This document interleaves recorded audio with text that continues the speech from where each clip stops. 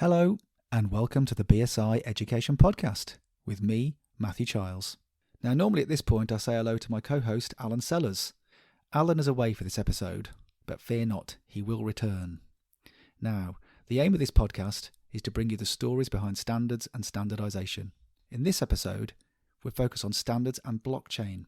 My guest is Geoff Goodell, Senior Research Associate in Computer Science at University College London. His recent work focuses on the issues of digital identity, digital payment systems and regulation. Now, before his successful academic career, Geoff has been an entrepreneur and portfolio manager with a decade of experience in the financial industry. He is also a BSI committee member and convener of 2 ISO working groups on blockchain and distributed ledger technologies. I discuss with Geoff his role in these committees and the real-world applications for blockchain. Before we hear from Geoff, a quick reminder that for more information on BSI education, go to bsigroup.com/education. This link and others on the themes raised in this episode can be found in the episode notes. Do please rate and review us wherever you get your podcasts and share us on social media using the hashtag BSIEdPod. And if you have any comments, suggestions, questions or ideas for future episodes, then do please get in touch at education@bsigroup.com. We really welcome your feedback. So, in this episode of the podcast, we are delighted to be joined by Geoff Goodell. Hello, Geoff. How are you? I'm doing well. Thank you very much. It's fantastic to have you on the podcast, Geoff. Now, Geoff, you are currently Senior Research Associate at UCL. Can you tell us a bit more about that role? Thank you, Matthew. Sure. So I'm a researcher, and my focus is on complex systems and their interfaces to institutions and governments. So I'm part of the Financial Computing and Analytics Group, which is part of the Department of Computer Science in the Faculty of Engineering at University College London. So my research remit is quite broad, although it's focused mostly on payments systems and these days and digital identity systems and basically the financial technology interface, if you will, which is a topic of significant interest in the private sector and government these days for various reasons. Now, in these podcasts, Geoff, we're always keen to learn about the standards journeys of our guests. Alan and I love a journey, and you're no exception here. So we'd like to know, how did you get here? You know, what's been your standards journey? What's been the what sparked your interest in getting involved in standards? Well, I've been interested in standards for a long time, really. One of the members of my dissertation committee 15 years ago was the transport area director of the Internet Engineering Task Force. So I learned quite a bit of how IETF and ISO and some other standards organizations worked at that time. And indeed, my work as a PhD student back in the early aughts was to some extent linked to that activity. Now, my more recent engagement with standards is, I think, largely related to my work with distributed ledger technology. And one of my colleagues introduced me to the leadership of ISO TC 307, which is the Blockchain and Distributed Ledger Technology Technical Committee.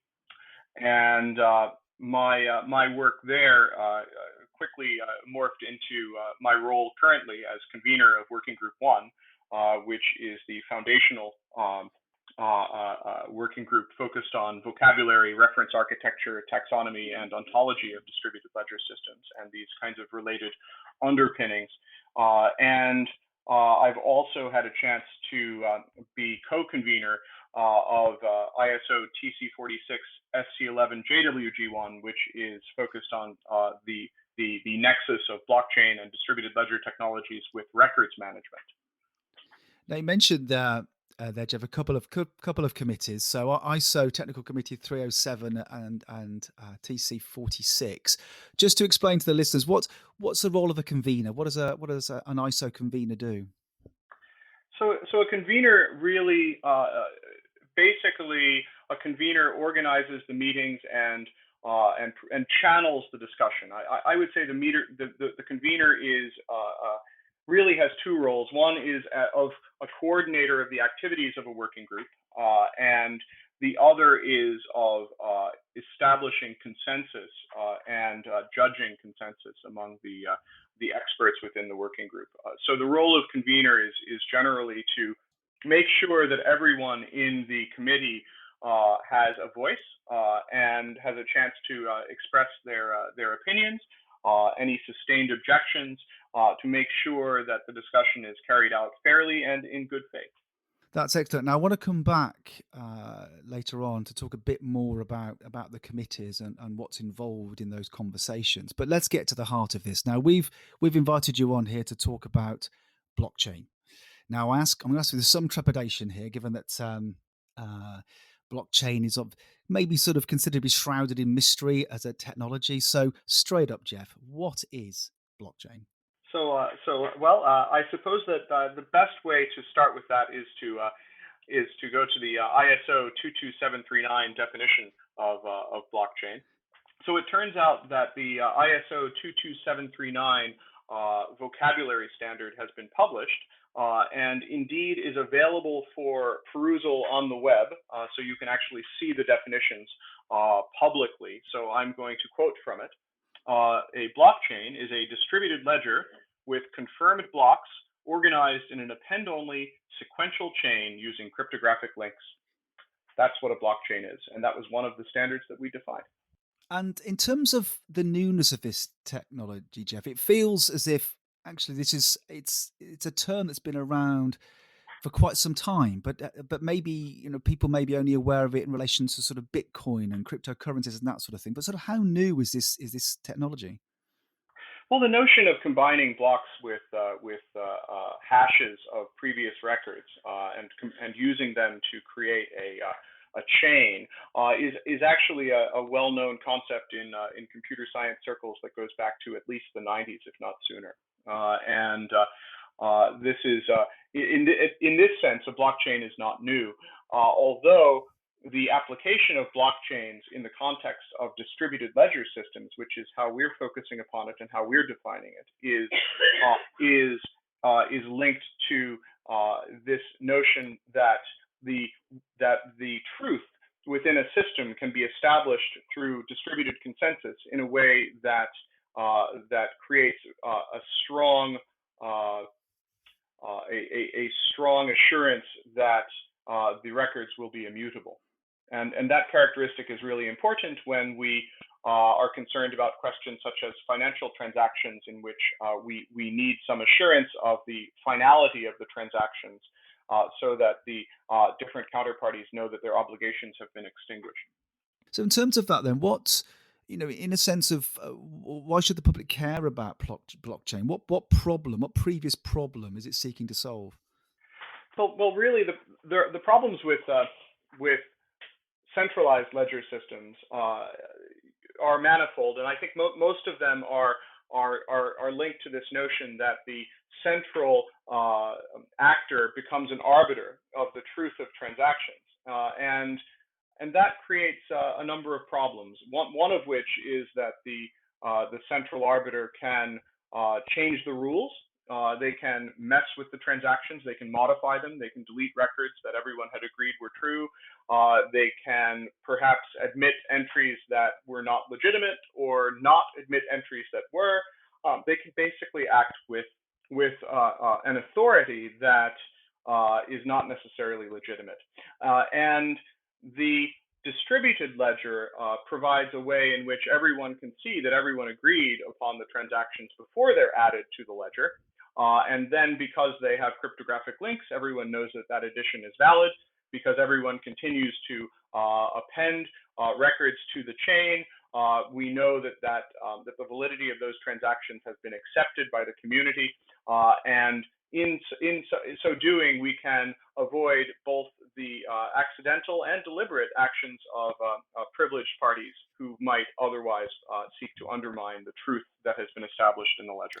So, in terms of financial transactions, then, if you're, Joe Public, how much of your banking or other financial arrangements are being taken care of via blockchain? Is it just out there being used widely? Well, I think it's certainly used in some contexts, although I think the traditional mechanisms for actually conducting what we think of as modern financial transactions don't forcibly use this kind of technology. There are other mechanisms of reconciliation that take place among accounts, and these mechanisms are effective, although for various reasons they might be less efficient than they could be. They might be prone to certain kinds of manipulation or errors, and it's these kinds of issues that the distributed ledger seeks to address. Mm-hmm. So, in terms of aside from the financial transactions, any other applications in the real world that where blockchain is sort of particularly being used at the moment? I think one of them is modifying documents, including legal documents and others that are for which the counterparties involved in drafting the document are not necessarily willing to trust one of the parties to be that centralized arbiter, or they're not willing to pay for an outside third party, such as a law firm or so on, to do this for them. And this way, they can edit the document as peers while knowing that everyone still shares the same view of the truth. There are other examples of marketplaces and mechanisms that I think are linked to economic transactions that are not exactly the same, that are also relevant, such as supply chain provenance. Questions of knowing whether that particular cut of pork happened to come from a pig that happened to come from a certain farm in Belgium or so on. This sort of thing is possible with a distributed ledger if you're able to establish these kinds of chains of custody and provenance associated with assets. And the assets might not necessarily be only agricultural ones, but they could be manufactured goods, such as smartphones. If you want to know whether your smartphone, for example, or your airplane included parts from a particular region or a particular manufacturer, this might be something that you could establish using this sort of technology. You could also potentially track donations or funds, which I think sometimes is of interest in the context of charitable contributions. If you want to make sure that that these particular funds wind up landing in particular target use cases, this can also potentially be done with distributed ledgers.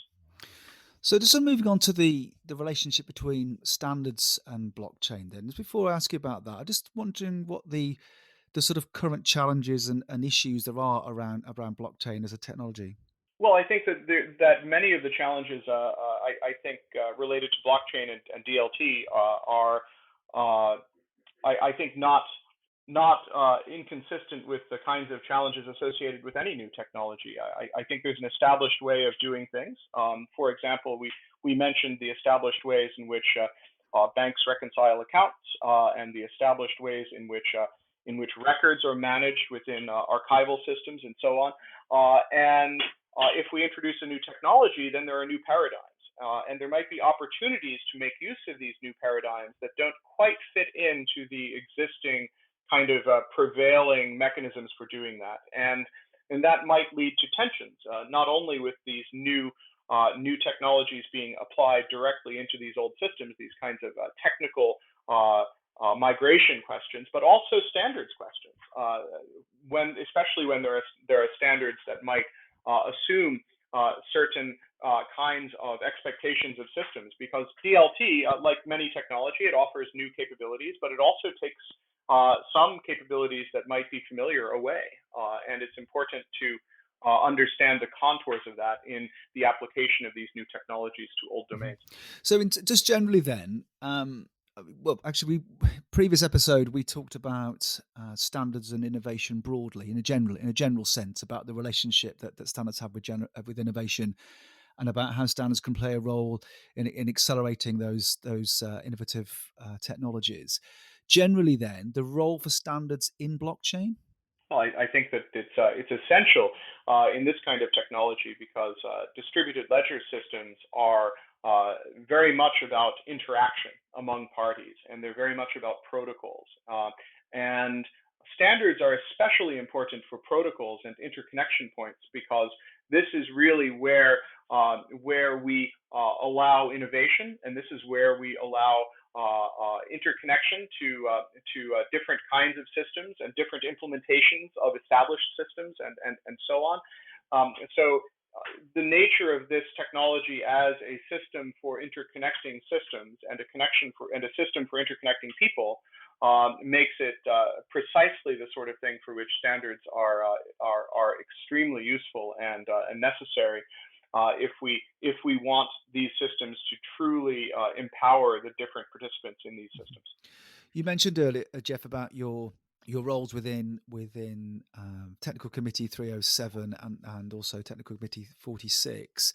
I just wonder if you could take us inside these committees and maybe start with just describing maybe in Technical Committee 307, which is around blockchain and distributed ledger technologies, the sort of standards that are currently in development. What sort of issues is the committee discussing and grappling with?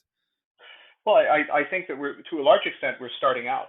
So TC 307 is one of the relatively new committees inside ISO. If we look back in the ISO history, we go all the way back to standards for screw threads and so on. So a large part of the challenges that we're facing are really involved with setting up. Setting up the first standards on vocabulary and reference architecture in particular. These have been major tasks for us, and we're pleased to report that we just published the vocabulary standard in July of 2020. So that's a major milestone for us. The reference architecture project is coming online. We're expecting to see that in the next 6 to 12 months as well. And taxonomy and ontology is a technical specification, so not quite an international standard, but also an important document, and that's also something that we're looking to bring out this year. There have been some other technical specifications and technical reports within ISO TC 307 that have been published as well, especially concerning smart contracts and privacy and personally identifiable information protection considerations. So these are so this is not the first document that we've published, and nor will it be the last. But ultimately, getting these first documents out is our main challenge. Although interoperating with other technical committees is another one. So I mentioned the joint working group between TC 46 and TC 307. That's one of the interfaces, one of the touch points with TC 307. Another one is with ISO IEC JTC1 SC28, SC27, which is that's easy for you to say, Geoff. Yeah. Which is security. So that's actually a large issue. A large touch point for us, because all of these kinds of systems have security considerations, and we also have financial services in the context of central bank digital currency, which is an issue which is a topic that's very close to my heart and very close to my research, and that's TC 68. So we have a number of different touch points, and building those networks within the standards community, as well as those networks within industry more broadly, is a large part of what we're undertaking right now. I just want to say actually that you've made obviously references there to a number of different committees and activities. The links for all those you can find those in the episode notes, so you don't have to jot those down. Geoff, just in those committees, and particularly maybe in 307, you say there that you're sort of starting off and developing vocabulary and terminology and that sort of reference architecture. What sort of organisations are involved in that? You say about developing consensus, but take us inside again. What sort of organisations and individuals are involved in those conversations? Well, I think we see a variety of different kinds of organizations. Certainly, we see academic institutions from around the world. We also see major multinational technology firms and systems integration firms and consulting firms are also very, very much involved. But also smaller firms inside each of these countries. Many smaller firms want to develop innovative new technologies, and coming in on the ground floor of the standards development is one one excellent way to make sure that your technologies will be sustainable and your technologies will interoperate with what the world is agreeing on. And also governments. Governments themselves are very much involved in standards, in part because many times governments cannot just adopt arbitrary technologies. And even if they could, they wouldn't want to adopt arbitrary technologies if they thought that the standards were moving somewhere else. And as a result, governments often require some kind of assurance that is intrinsic in the establishment of standards that the technologies that they adopt will continue to persist and will not be dominated by any particular industry actors. That's an interesting point, actually, because you and I have talked about this in the past, about the role standards play in resolving those issues. So, is there a paradox here, in a sense, in that you talked about the lack of a sort of central arbiter within this technology? That's the fundamental principle behind this technology. But don't standards sort of reintroduce that central arbiter by introducing an element of control here, a central control? Well, well. Let's be clear. Standards organizations are not in control per se, although it is the case that organizations who are in control, such as governments or de facto platform operators, sometimes effectively use standards to rely upon standards and might use them to enforce their requirements. So there is a sense of control, but it's really based upon consensus, and that I think is key, because for a standard to work, it has to be something that is pretty much unequivocally valid. And the reason that I say that is that if we had a standard that, by its nature, favored certain kinds of implementations or certain kinds of parties to the exclusion of others, then that standard wouldn't be very effective, because other people would insist on developing systems that did not comply with the standard.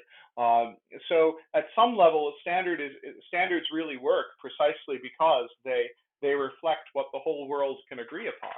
And I want to make that really clear, because it's not just a platform where one operator gets to say, well, this is how it's going to be, full stop. This is an agreement that in many cases involves an agreement on technologies that might actually be something that even organizations who compete with each other can agree upon. So even companies who are in direct competition might agree that this is a standard. Even countries who might be at war might even agree to use the same standards in some contexts. So the fact that these standards are universally agreed upon by consensus is a very powerful concept, and that's really what we're trying to find. It's a kind of search for truth. That's really fascinating, Geoff. I'm going to ask you to sort of crystal ball gaze it now in terms of the sort of future challenges. I'm interested in what you think of sort of what's next for blockchain, sort of maybe 10, 15, 20 years time, even longer, thinking about how will blockchain be affecting our sort of how we live and how we work. What's next for blockchain, do you think? Well, I think that there are some obvious kinds of cases for this, and some less obvious ones. I think that we've already seen how cryptocurrency has, which relies upon blockchain and distributed ledgers, has become an important part of the financial world. But I think that we'll also start to see distributed ledgers in these industrial applications that I've mentioned, where we're dealing with logistics and supply chain handoffs and so on. These kinds of operations that for which our existing procedures and technologies are less efficient or less reflective of the underlying human systems and human relationships than they could be. And I think we will start to see these kinds of technologies being used as a way to agree on the state of the world in various different kinds of contexts. So I think we will see this in supply chains and international trade, and I do think that we will see this in digital currencies, including central bank digital currencies, which is a topic that I think is particularly relevant because this is a very powerful a very powerful concept in financial transactions. How can I verify that a digital transaction has taken place when I know that there are no digital objects that can move around without being copied? So in the physical world, I can exchange banknotes or slabs of gold with my counterparties, but in the digital world, that's just not true. So distributed ledgers are a way of making sure that these kinds of transactions are effected, and I think that we'll start to see those kinds of transactions become more prevalent. So central bank digital currency, a big issue for standards development. Any other sort of, in terms of what next for blockchain standards? Take us inside the work program a little. Any big other big issues being looked at the moment? Well, I think there are a lot of issues. If you look inside the TC 307 work program, you'll see that we have projects on security and identity and privacy. We have projects on smart contracts and legally binding smart contracts and the kinds of interfaces between smart contracts and the law. We see projects on governance and standards for governing a distributed ledger system, and that might entail questions about how the authoritativeness of records are established and how records can be deleted or not deleted or moved or not moved in accordance with the consensus of the group. We have questions about use cases, questions about interoperability. All of these areas are very active for discussions in this space, and I'm hoping that in the next couple of years we'll start to see some published reports and specifications in all of these areas. Standards are, I think it's pretty clear that when I go into the world and see the proliferation of platforms, every time that I see platforms, I think that it's a missed opportunity for standards, because in many cases we agree upon what these interconnections need to be, especially in peer-to-peer relationships that are mediated by a central third party. If we can establish standards for these kinds of relationships rather than require a third party to mediate them, I think we would all be better off. You have been listening to an episode of the BSI Education Podcast. Do please rate and review us wherever you get your podcasts.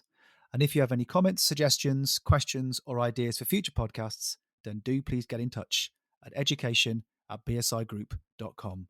We really do welcome your feedback. All that remains is for me to say thank you, Geoff. Thank you, Matthew. It was a pleasure to be here.